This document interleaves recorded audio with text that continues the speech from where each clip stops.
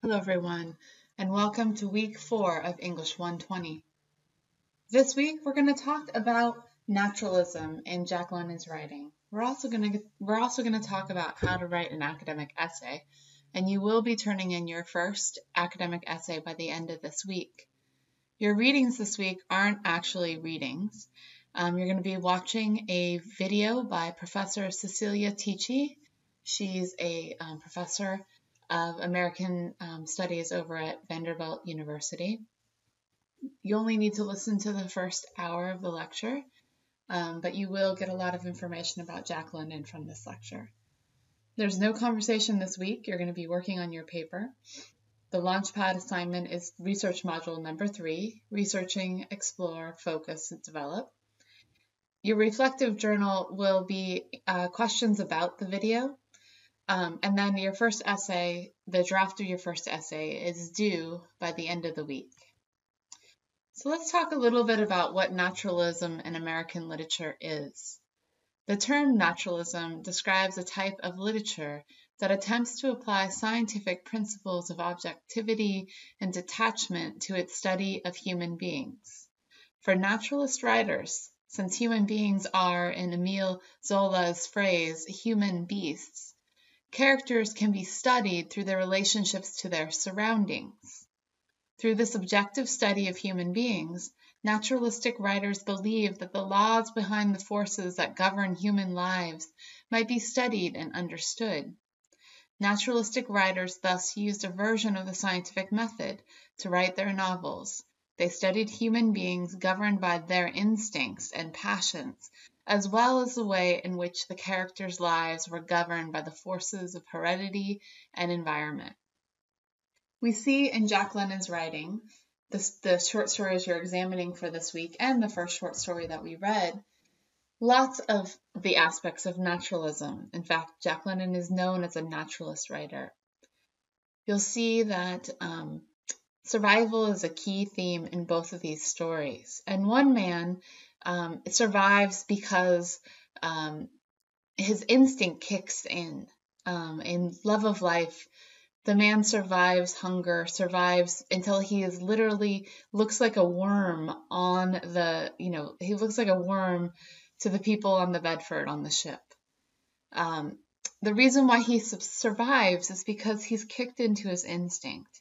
He, unlike the man in To Build a Fire, is almost purely driven by this instinct to survive. The man in To Build a Fire is battling his own brute within.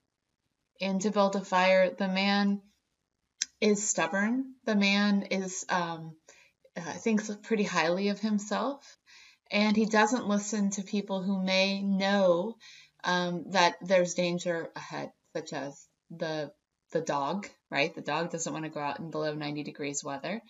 The old men who've been on the trail before and know this weather and know it's unsafe, especially to travel alone. So the key theme in this story, besides survival and To Build a Fire, is man versus self, because he's really battling himself. He's making mistakes along the way. Throughout both of these stories, nature is an indifferent force that acts on the lives of human beings.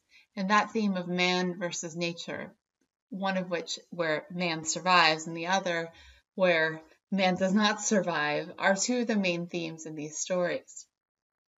We'll see when we read more Jack London next week, a short story called The Apostate, that naturalist writing doesn't have to just be set in the Klondike or in a natural environment. The Apostate is set in a jute mill. The jute mill is where they made, it's a factory where burlap sacks were made. And during the turn of the century, most of those looms were manned by small children. And The Apostate is the story of one of those children. And it talks about how the conditions, the environment around the boy, shaped what he became.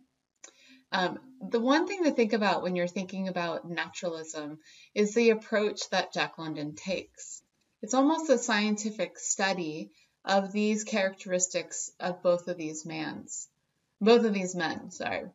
The first man in Love of Life is suffering hunger, and it's almost a study of what happens to a man when he's lost he's lost all functional thinking except to survive.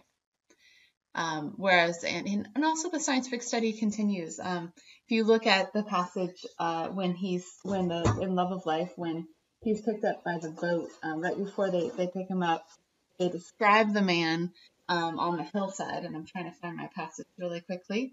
They describe him as how he looks like a worm. So here's the passage. This is on page 98 in the Portable Jack London. There were some members of a scientific expedition on the whale ship Bedford. From the deck they remarked a strange object on the shore. It was moving down the beach toward the water. They were unable to classify it, and, being scientific men, they climbed into the whaleboat alongside and went ashore to see. And they saw something that was alive, but which could hardly be called a man. It was blind, unconscious. It squirmed along the ground like some monstrous worm.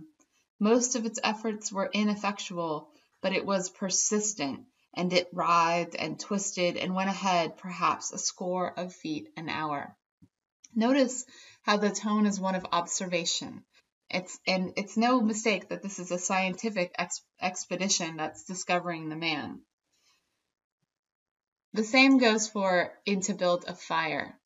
The same kind of observation we see inside of the wolf's of the dog in the story, inside of his mind, and so to speak, in a way that we see his instincts kicking in and how they go completely against the man. And when it comes down to it, when it comes down to the brutal facts of it, the man doesn't rip that dog's throat out, right? He doesn't do it. He can't actually physically do it because everything is frozen on him. And he has the upper advantage. He has the lower advantage because in Love of Life, even though the man is starving, it is not 90 degrees below zero. So I'd like you, when you're thinking about writing about both these stories, I'd like you to think about how Jack London is using naturalism in both of these stories. How he's using it differently. And feel free to use some of these terms while you're writing about both of the short stories. So while we're talking about writing, let's talk about the academic writing process. There's three phases to the academic writing process. First, what you did last week was you generated ideas. I gave you a prompt, and you did some pre-writing exercises to really try and figure out what are some possible topics to write about. After you do that, you're to plan, draft, and develop your paper. After that, you'll revise and edit and then turn in a draft. This cycle can continually go through, you can go through the cycle again and again. I know when I write, I go through the cycle many times. So let's talk about this process. So now that you've generated ideas, it's time to plan, draft, and develop. When you plan, you identify your purpose for writing your paper and the audience, the people who are going to be reading it. You decide on one main point and state it as your thesis statement. Then you organize ideas by grouping or outlining. When you draft, once you've done all this planning work, you start and restart. You let yourself go a little. You build paragraphs, you open and conclude, and you create a coherence that flows through the entire essay. When you develop, you go back and you explain and support the points you made when you were drafting. You add definitions, examples, and details. You add quotations, evidence, such as facts, statistics, expert testimony, and observations. So to shape and support your ideas, you're going to need evidence, like I was saying. In this case, the evidence comes from anything we've read from this class, and especially the short stories you're writing about. You find evidence through your own experience and knowledge, through your research. Don't worry, we're going to be doing a lot of this over the course of the semester. When you do research, you want to find materials that draw you to new approaches and to think critically about all of these sources. So once you've identified your purpose and your audience, you want to decide on one main point, and you want to state it as a thesis statement. Then you'll organize the ideas of your paper by grouping or outlining. So how do you identify your purpose and audience and decide on a main point? Hopefully your pre-writing helped you discover a topic or an idea you'd like to write about. If not, go back and do some more pre-writing. Once you've found an idea, you'll want to test various ways of stating it, given your purpose, which is why you are writing, and your audience, who you are writing to. All of you are writing for an academic audience. That means you'll want to make sure that when you talk about these stories, you reference them as being written by Jack London. You reference them by their titles and put the titles of the short stories in quotation marks. You'll also not assume that your audience knows everything about these stories, and you'll recap the main events of the stories. When you're making a thesis statement, you have to think about being as specific as possible, as focused as possible, and to clearly have a purpose, a reason for writing your paper. So, for example, if you were thinking about writing a paper about how parking in the morning before class is really annoying, it's not really a solid academic paper if you're just stating that your opinion that parking in the morning before class is annoying, right? That wouldn't be something that would be appropriate for an audience that could maybe make a difference. That could become campus parking is a big problem. That does state that there's a problem with parking. However, it doesn't really give you any way of addressing that problem or what's causing that problem. Once you've really thought of a topic, like parking on campus is a big problem, then you can arrange your ideas and material in a sensible order. That will clarify your point. One way of doing this would be to create an outline or to analyze the main point by breaking it down into parts. So, for example, you could make your thesis statement a little bit more focused on what you might want to be talking about in your essay. Parking on campus is a problem for students because of the long lines, inefficient entrances, and poorly marked spaces. You can see that this thesis makes it much clearer as to what the paper is going to be about. A thesis is the main point of your essay and your slant, or the reason why you're writing about this topic. If you don't discover a solid thesis while you're planning, don't worry. You'll have more time to perfect your thesis while you develop your draft. But your thesis statement is the most important it's the most important sentence that you're going to write in the whole paper. So please make sure you focus on it. And just so you know, when we get to the prompt, you don't have to answer every single question in this prompt. I'll talk to you more about it, but find an area that you can discover in this topic that you can write a solid thesis about. After you developed your solid thesis, you're going to draft your essay. The next step is to write. Use the structure you begin to develop and let your ideas emerge on the page. Don't be afraid to take risks at this stage. Drafting is where the magic of writing can happen, but also don't get discouraged if your writing isn't perfect in your first draft. It isn't meant to be. Writing takes many drafts, and if you're doing it otherwise, chances are you aren't writing to your full potential. Just to clarify though, when I say that you're turning in your draft on September 14th, that doesn't mean that this first draft you're writing is the one that you're going to turn in to me on the 14th.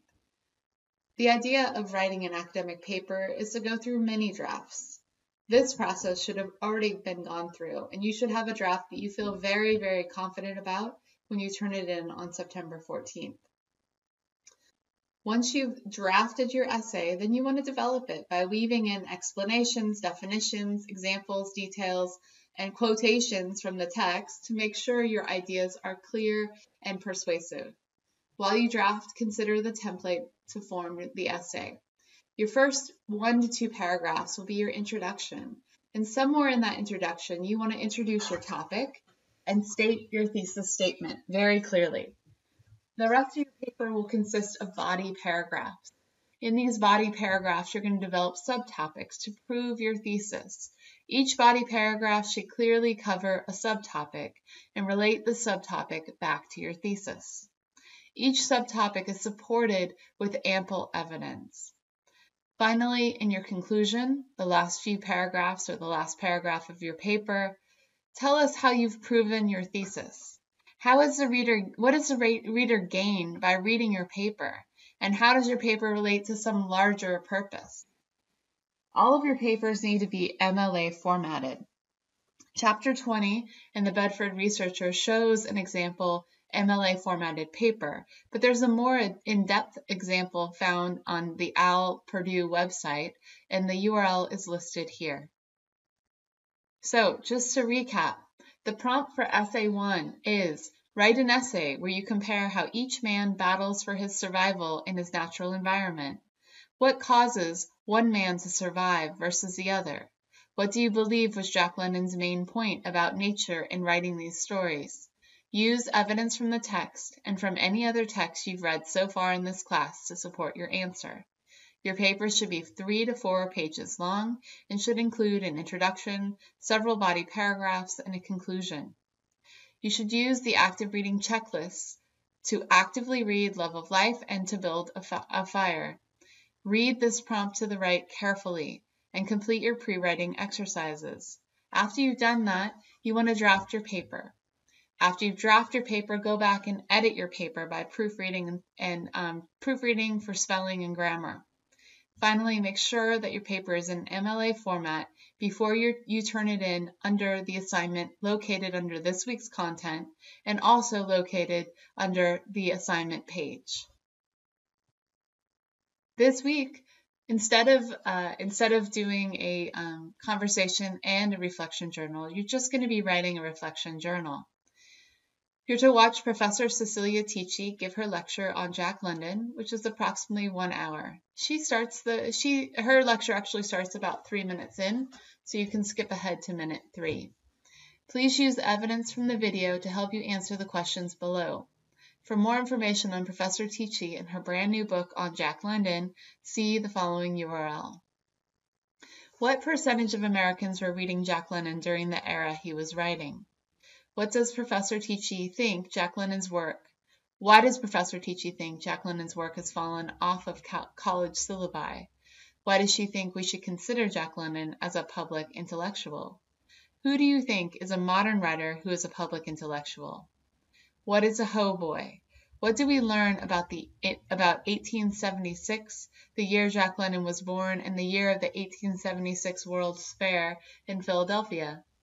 What is a coreless engine, and how does Professor Ticci use it as an example? Who were Carnegie, Rockefeller, and Vanderbilt? What were Jack London's early jobs? What do we learn about Jack London's stepfather and his mother? What was the most fascinating thing you learned from this lecture? What questions did you have after watching it? For Launchpad this week, please complete the third research model, Researching, Explore, Focus, and Develop. It's due on Monday at 11:59 p.m.